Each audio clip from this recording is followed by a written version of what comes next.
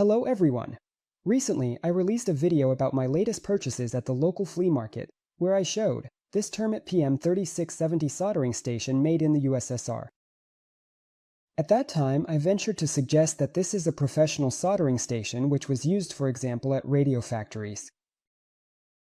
The fact that this is not a household appliance is indicated by a rather serious approach. Amateur soldering irons made in the USSR were not equipped with a thermal stabilization system. It's important to understand that temperature adjustment and thermal stabilization are not the same thing.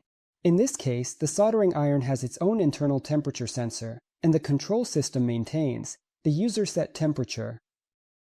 Also, the function of precise temperature adjustment within 2 degrees Celsius is not typical for household soldering irons. The station has a separate submodule for temperature control. In other words, by Soviet standards, this is a fairly advanced and high-precision station. The soldering iron itself is quite compact and convenient, but in my case, the tip and holder are missing. The tip for such soldering irons is specific, with a special shape. The station, as I already mentioned, was bought at a flea market for 300 rubles. The appearance and condition overall leave much to be desired. And on top of everything, it is non-functional. Today I plan to fully restore this station, examine the schematic, understand its operating principle, and generally review it to see what it is capable of. I'll start perhaps by noting that judging by the form factor, the station was likely intended to be mounted in some kind of stand. On the front, it has a large switch that sets a fixed temperature value ranging from 140 to 340 degrees Celsius in increments of 20 degrees. There should be a sticker with the temperature ranges on it, but as we can see, it's missing. Next is the power switch. Next to the temperature selection switch, there is a variable resistor for precise temperature setting within 2 degrees. We also have a couple of indicators. One of them is the power indicator. The glow of the second one shows that the soldering iron has reached the set temperature. The indicators are incandescent lamps. They were powered by AC, and both were non-functional. I replaced them with LEDs, adding additional diodes and limiting resistors. At the back, we have a couple of fuses, a terminal for grounding connection, and the power cord. The station has a separate unit, called BKT260, the temperature control unit. The unit has 3 LED indicators and connects to the station via a connector. This unit is also built quite robustly. Inside there are even 2 UD chips, several transistors, and passive components. At the bottom there is a temperature sensor. We touch the tip of the soldering iron and see the temperature. However, it's only visual control here less than equal to or greater than 260 degrees, but it's enough to assess the approximate heating level of the tip. The chassis of both the station and the control unit are made of aluminum. The soldering iron itself is quite convenient, easy to disassemble, and you could buy a heater with a built-in thermocouple, so there shouldn't have been any issues with components for such stations at that time. A huge variety of tips with different working part shapes were also produced for them. I have all the parts of this station's body. I just need to clean, straighten, and assemble everything. However, first I need to restore the station's functionality. The power supply for this unit is low voltage 40 volts. You might say, just go ahead and slap on some compact switchers, all that stuff. Unfortunately, it requires AC with a frequency of about 50 Hz, meaning an iron transformer. And considering that the soldering iron is quite powerful, around 70 watts, yes, you heard right, a big heavy transformer is needed. Inside the main unit, there's a lot going on. A small iron transformer stands out. It is a step-down transformer, converting the input 36 volts to a lower voltage to power the control system.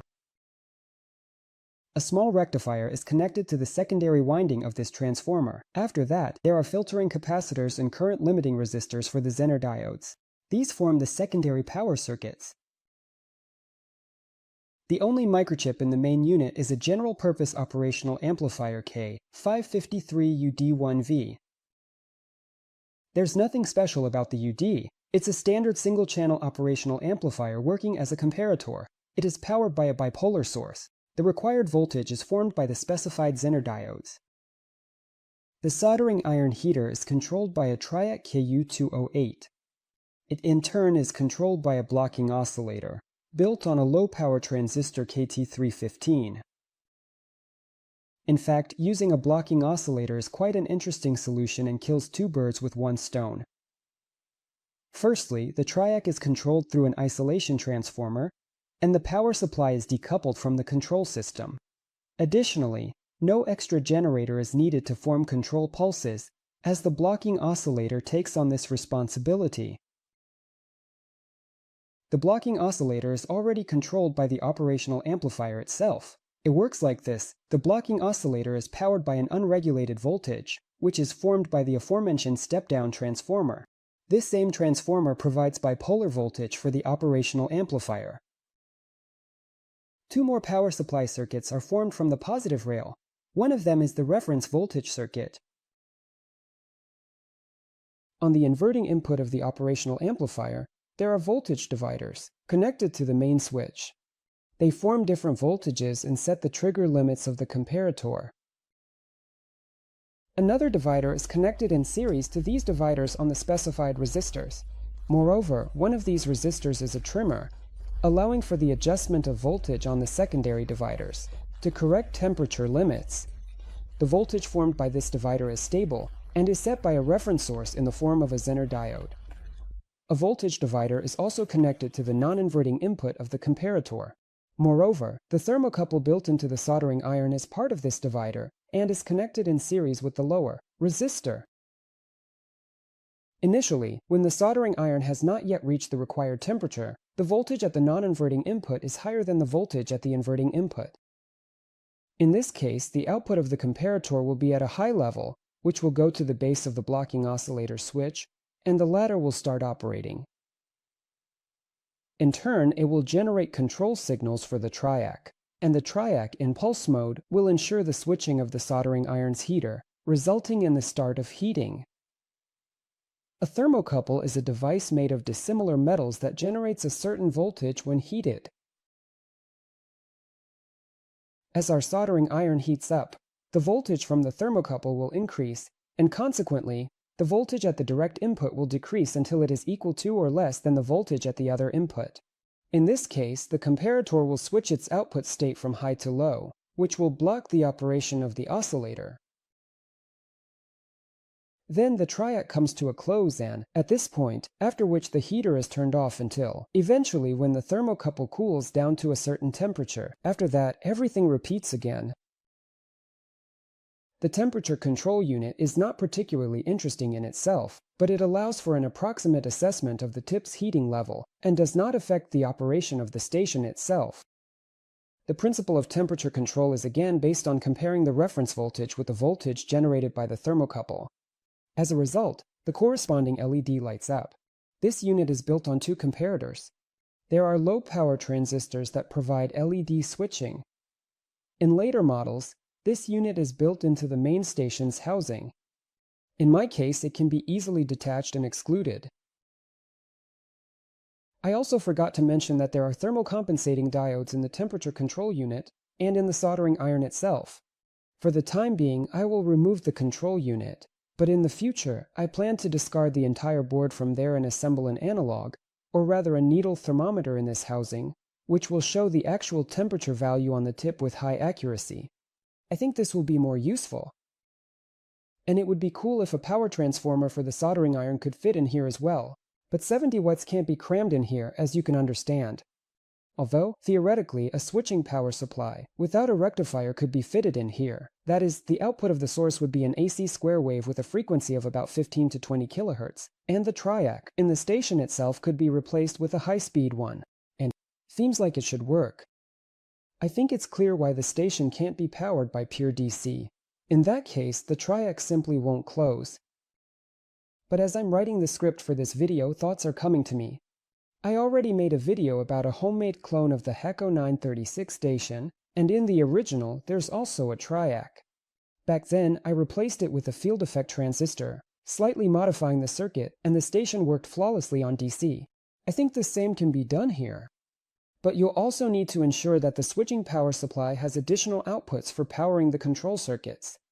Currently, this power is provided by a small iron transformer. But for now, I won't touch anything here, as this station will most likely be used as an auxiliary. Alright, now let's finally get to the repair.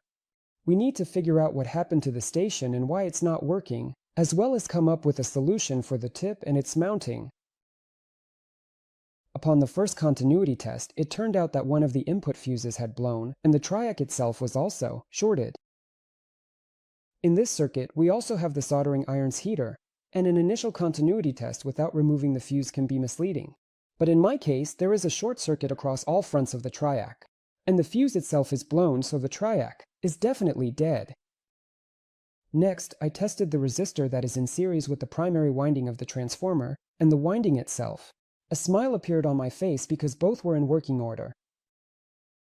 Initially, I thought that someone had simply plugged the soldering iron into a regular 220-volt outlet, since the plug is standard, and perhaps that's what happened, but the transformer winding survived because the fuse blew in time. The triac wasn't so lucky. There's a Q208 here, and I don't have one of those. I'll install a more powerful one, although, in theory, you could put in any cheap imported triac with the appropriate parameters. The form factor of the tip here is different from the classic ones. The lower part of the tip has a groove at an angle, and this is done to increase the contact area so that more heat is transferred. I had this copper rod available. After a few minutes of working with the grinder, I ended up with this monstrosity, but it's just for me to test. At the time of filming this video, one of the viewers offered to machine such tips, so I hope to have them soon. Factory tips for them can also be found on online marketplaces. After replacing the burnt components, we checked the operation. I additionally connected an oscilloscope which shows that generation and consequently power changes occurring. If we cool the tip, it's clearly noticeable how the station tries to compensate for this. With a delay, of course, because the thermocouple is located quite far, but the thermostabilization works. I am satisfied with the soldering capabilities of this station, even considering the poorly made tip. With a good tip, it will definitely work better.